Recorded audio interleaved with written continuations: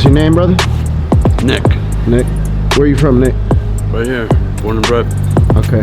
How old are you? 43. And how long you been out here on the streets? Pretty much my whole life. Okay. I haven't, I was never homeless until like last year, a little bit of last year. I was living up on the tracks. Uh-huh. I mean, it wasn't as bad as people making out to people. I mean, Yeah. I made it work. I got out of there as soon as I could, saved up some money. But like, I've been living in the streets for years. Even though I wasn't homeless, I was still in these streets. Yeah, by choice. Yeah, absolutely. It's like, my sister was like, oh, you're afraid you're gonna miss something.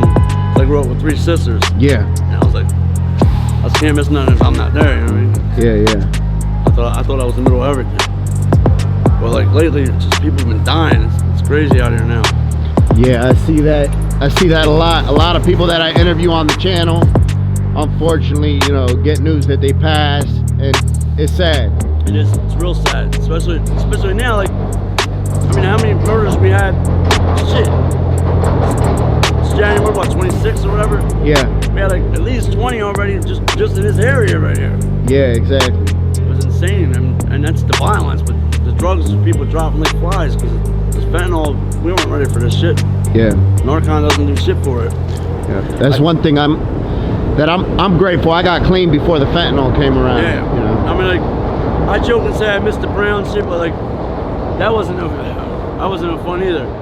Yeah. I mean, like, I didn't start doing heroin until it was like '97. It was Moon, Powder and Cliff back in the day. Okay. But I mean, it was fun back then because it was like a social thing. But like, I only did it here and there. I smoked crack for 20 years. I stopped 3 years ago. Okay. It's not like a blessing. Like, oh, I don't smoke crack no more. I just picked up other more expensive habits.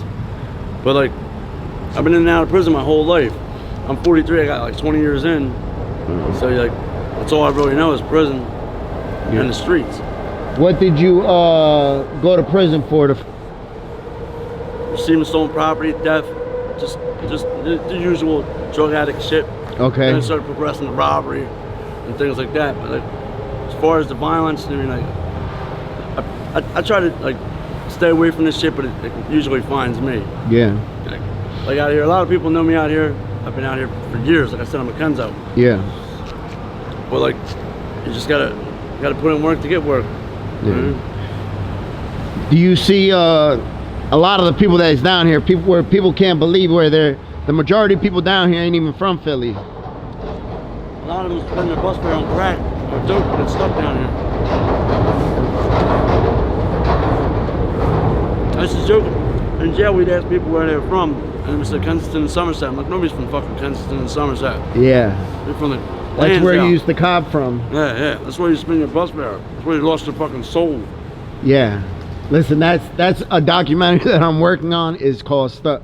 You know what I mean? It's Hater Factory. That was a fucking nightmare. Oh yeah, before they changed it now. Now it's not abandoned anymore. Yeah, I think they reopened it now. Yeah, I don't know what it is. I drive past and see it. I mean, I remember going in there and it was like you couldn't even see the ground because it was all crack vial. That was crack vial. Yeah. And it was like actually scary in there. I ain't gonna hold you. Yeah, it was. Listen, that's around the time that I was getting high. Yeah, you're going in and there. I remember going in there and just thinking to myself, what the fuck is this? Yeah, I used to live at Ellen and Stella back in the day, and it was like, that was before Hope Park was Hope Park. I mean, there were still houses on that fucking lot, like 2 of them. But it was insane. Like I remember walking down in the smoking. When I was with a couple of my old heads, they were smoking crack out of fucking Pepsi cans and shit. Yeah. At the library. And I used to hang with crackheads when I was a kid, though. Yeah. So it wasn't like I aspired to be like them. It was just I just fucking got caught up. Just the sort of the way it worked out. Yeah. And what's some of the stuff you see go on down here, or you've been involved in? You know, of course, I don't want no names, nothing like that, but any of the violence you've seen that goes on down here and stuff like that? I mean, it gets crazy. It goes down to the PM, not the DM, the PM. Yeah. Because like the cops, for the most part, they just stay out the fucking way, and so it's like they have to do something now. But then again, they harass us for bullshit. But like it gets pretty violent over petty shit, like a stick of deuce. Yeah. Like that deuce. $1 stick. Yeah, that deuce shit is retarded. Like, I don't fuck with the deuce. Like it's not. Yeah. I don't like it because it spooks me the fuck out. I don't like nothing that I lose complete control over. Yeah. But that shit, like, they'll kill somebody over a dollar stick. It's Yeah. fucking insane. I used to joke and say I'd fuck somebody up for a sour fruit ball. Yeah. What, like a dollar stick? Airing somebody out for a dollar stick? That shit doesn't make any goddamn sense. Yep. I see it a lot, and that's one thing that I'm grateful for, that I would have never, you know, I was like you, I never liked anything like psychedelic, anything like that, anything that I felt like I couldn't go to sleep and be all right, I didn't want to partake in. Yeah, like I grew up, I was down in Amber and Belmore. We started Amber and Belmore. We were the only white boys down there on the Amber Strip. So a lot of people, they would stop and cop from us. Yeah. So like the guys from Jewtown, they started giving us work. And like that's how we earned our name. And then we relocated to Conwell and started up Jasper Lippincott. Like I'm an original Jasper Lippincott dude, long before all that shit. See double bizzle to the day I dizzle. But it's a lot crazier out here now. It's like, it's insane. Like my friend died about a year and a half ago. He was my best friend. It fucked me up. Like one of my biggest fears is dying alone, being alone when I die, and he was alone. What, and did he die? How did he pass? He OD'd. Okay. And I should have been with him. Like I couldn't even go to the funeral because I was in jail. Yeah. And like his sister was all bent about it, but like I thought she would understand because like that was my right hand. Like I love that dude with all my heart. Yeah. And like until recently, I'm still getting fucked up thinking about him. Yeah. But like until recently, I couldn't even say his name without breaking down. I felt like I owed him that much to be there with him. But, you know, I'm trying to get out this shit, dude. I'm a little caught up right now. Yeah. About to come on this pandemic money. Hopefully get out of here. Who knows? We all got aspirations to do the right thing, but who knows what the fuck it's gonna be too. Yeah, it's not easy. That's what people don't understand. People get $900 a week to smoke crack and sit on the couch, and I mean they got fucking out of hand. Yep.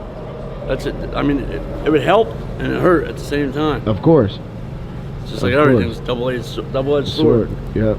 Yeah. What advice would you give to somebody watching this channel who's thinking about or thinking that drugs help to solve their problems? Drugs ain't the answer. Choose your role models wisely. Don't look up to your old heads. Fuck that. They're still in the neighborhood. They ain't somebody you want to be like. Mm-hmm. I agree, brother. You got any questions for me? No, that's about it. All right. Well, I thank you very much, brother, for taking a couple minutes and busting it up with me. All right, and I hope things progress for you. Whichever way you planning to go, I hope things get there, brother. All right? Appreciate that. I thank you. Thank you too. So the video we just seen was an interview with Nick that I did maybe like a week ago. Matter of fact, last weekend. So there's a couple different types of people that are in Kensington, right? There's young kids that just get there. They don't, you know, like they're very out of place there. You know, they're easily prone to be preyed upon, to fall victim to people. There's people that are from Kensington, right? That grew up in that neighborhood. They know how to survive. A lot of times they're doing the preying on people. And there's also people that are from Philly, from the Kensington area mostly, that are in the life and just sort of stuck, like spinning their wheels and can't seem to get out. Maybe they don't have no family that's outside of Philly. You know, that sort of Kensington is all they know. This is one of those situations that he reminds me of. It's a situation where, you know, I've spoken to Nick numerous times. He seems like a good dude. He's smart. Prior to doing the interview, he was helping around Carrie Ann in a wheelchair. You know, we were giving out stuff, and he's making sure she's getting her stuff. You know what I mean? Where he's caring for her essentially. And we were speaking, and then, you know, he was like, you know what? You want to do an interview? And then we did the interview. He's somebody that's, you know, been through a lot. A lot of times you see with people that are a little bit older, they're tired of it. They're tired of being stuck in that rut, but sort of don't know how to get out. And that's the vibe that I get from him 100%. That if he was given another opportunity, right? Let's say if he was to go to a treatment program and relocate, he would blossom. He'd do very well because he already knows everything he don't want in life, right? And I feel like for a lot of us, we can't know what we want in life or seek out what we want in life until we got everything we don't want, right? We get all that bullshit out of the way and get all those troubles out of the way that we bring upon ourselves. And then we know, okay, this isn't what I want out of life anymore. I definitely feel like that about him. That he would definitely thrive and do very, very well if he was given that opportunity to get out of the area, relocate. He would have to be completely out of Philly.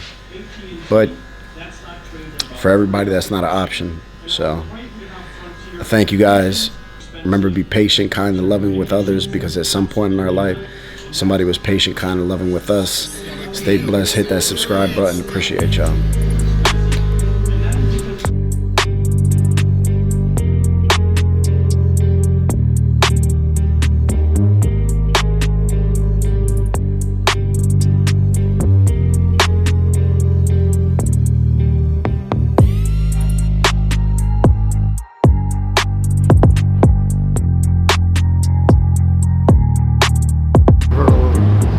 That's the way it be, though. She's got 20 grams or so.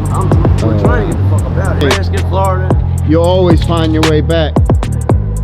You'll always find your way back. I thank you, brother. I appreciate you. Be safe out here, all right, man? You too, bro. I'll see you next time I come out here, too, all right? I'll stop by. You usually be over here? No, 4 times. All right, I'll stop by.